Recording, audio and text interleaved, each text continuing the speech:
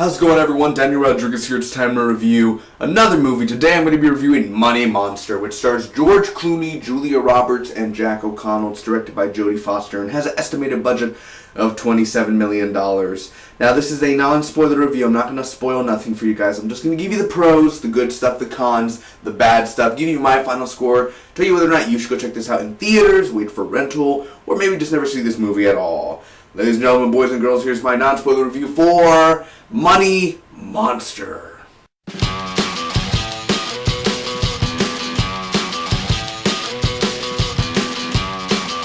I'm feeling lucky, man, so let's get started with the pros. Real quick, before I get into how awesome Jack O'Connell was and the dialogue. First off, I see movies every week. Every single movie that's released in theaters, I've seen it already. Now, the thing is, every time I go see it, they always show the Money Monster trailer. I'm not lying. I've seen it 18, 20 times over the past 3 months, over and over and over again. So, I enjoy the trailer. I don't think it's a bad trailer. The trailer makes me want to see the movie, gets me hyped for the movie, and I'm very excited to see the movie. And my most anticipated thing to see in the movie is Jack O'Connell. And of course, the last time I saw this guy was in Unbroken, which was directed by Angelina Jolie. So you got a guy who freaking worked with Angelina Jolie, and I was working with Jodie Foster, which is her first directorial debut, I believe. So not bad, not a bad directorial debut. Not great, but not bad. Now Jack O'Connell, he did a really good job, and I like his accent in here because he's a British man. Excuse me, I believe he is British. He's from the other side of the world, man, from the other side of that world there, across the ocean, across the bay. And he does this Brooklyn accent, and he's like, how's that even fair? And excuse me, I'm a Texan, okay, I'm South Texas. But he's like, how's that even fair? They're taking our money. And like, stuff like that. Right thumb comes off this trigger, everybody explodes. You know, all that sort of stuff there. He did a really good job. He was one of the best parts of the movie. I like the way that he acted it out. His character, you could sympathize with him in certain parts. I just enjoyed the way he played the character of Kyle. He was just one of those characters where the character does have a point. He's just not there with a gun just to be there. He's not there just to like, hey, let's write a guy with a gun and let's just have that part of the movie. It really, obviously it is a movie, man. It feels really well done, how he acted it out, how the dialogue was, and that's the second part of the pros here, the second pro, the dialogue in the movie. Now, certain dialogue with certain characters were sort of boring, because there are other characters in the movie that just freaking bore me. They really did. But the three main characters, George Clooney, Julia Roberts, and Jack O'Connell, when you got those three together, and in the dialogue and the way that it was written. Now, I'm not saying it's Oscar award-winning dialogue or anything like that, but just the conversations with the character and the more storytelling that it brings along within the hour and a half or hour and 50 minutes of a movie, it works really well. I enjoyed the cinematography in this movie. I thought it was really well done. I like the way the camera moves. It looks crisp and clean. The location. I mean, this movie, we're mostly in a building. That's all I'll say. We're mostly in a building, but there are a few scenes outside of the building, and it's filmed very well. It's not a bad-looking film. It's not horribly, like, the camera's not all shaky all the time. It's very well done how the cinematography was. And the storyline. Now, there are a few problems with the story, because I thought, literally 5 minutes into the film, there were parts where I was doubting myself. I was like, oh, this movie's gonna, it had already low points. It did. There were a few low points during the movie. There were quite a few. But within the story of itself, as in,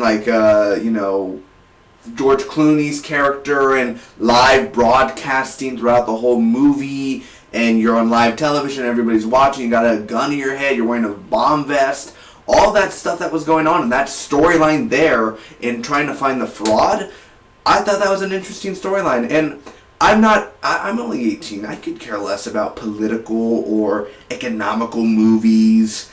I'm not saying they're bad movies, but it's not like I care about economics. Yeah, a movie about economics and money and blah, blah, blah, blah, blah. That bores me. But yet this movie somehow keeps me interested within the story that it's trying to tell. There are parts of the movie where it is intense. Now, it's not gory, bloody, freaking decapitation intense, but there are a few intense moments where you're like, holy crap, they just did that, or you think something bad's about to happen where your heart's kind of beating, because sometimes it is unpredictable at times. At times, part of it is predictable, part of the story is really predictable, and you could tell in the trailer, too, if you've seen the first trailer that came out 4 months ago, don't rewatch the trailer, because I've seen it again 18, 20 times, and you kind of really could tell what's going to happen towards the end of the movie. So stay away from trailers if you have stayed away from trailers, though. Most likely you haven't. But the thing is I did enjoy, the intensity of the movie, because there are a few moments where, holy crap, like the yelling, or you think something bad's gonna happen, and then maybe it does, maybe it doesn't. And other than that, George Clooney and Julia Roberts, they do really good in this movie. They're not like amazing, but they lead the movie, man. They're the leaders of the movie, and as well as Jack O'Connell. I think Jack O'Connell did a really, really awesome job. But as well as their chemistry, George Clooney and Julia Roberts, they're friends outside of movies, and inside the movie you feel like they've been working together for maybe 10, 15 years, man. They felt very close together, well done chemistry, and it's fun to see them on the big screen. One last pro, there are a few funny scenes within the movie.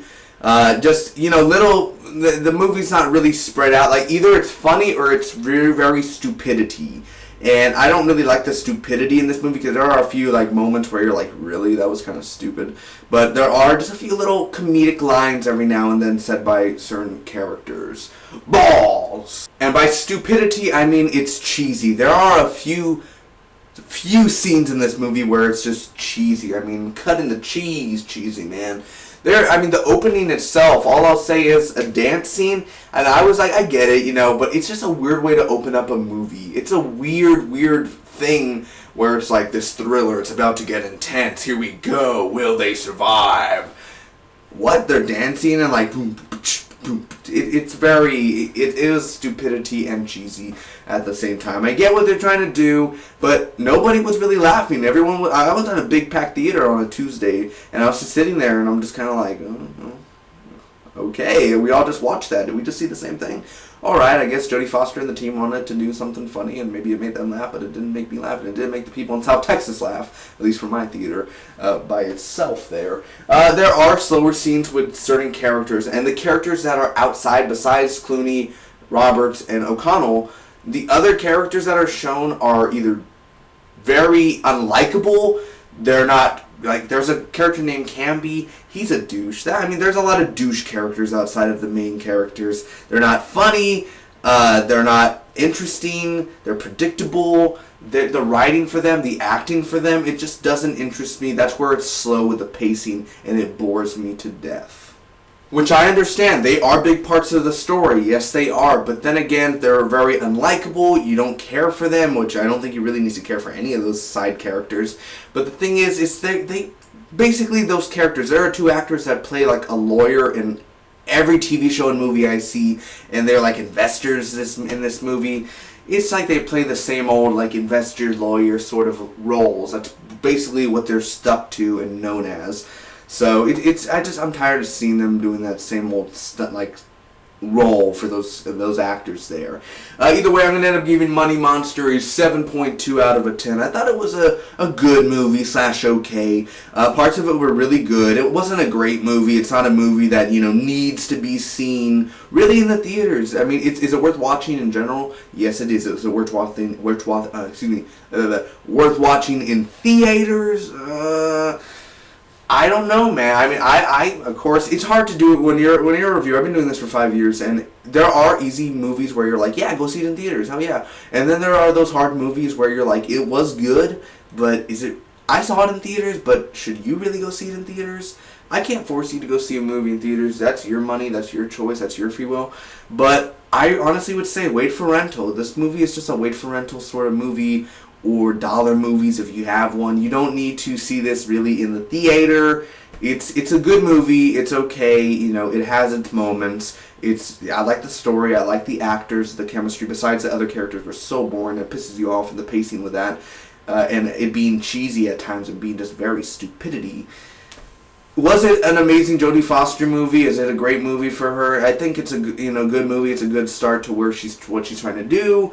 But it could have been a little bit better at times. It was a little stinkers at times. Either way, comment down below, tell me what you guys thought about Money Monster. I'd say just wait for rental. It's a rental sort of movie.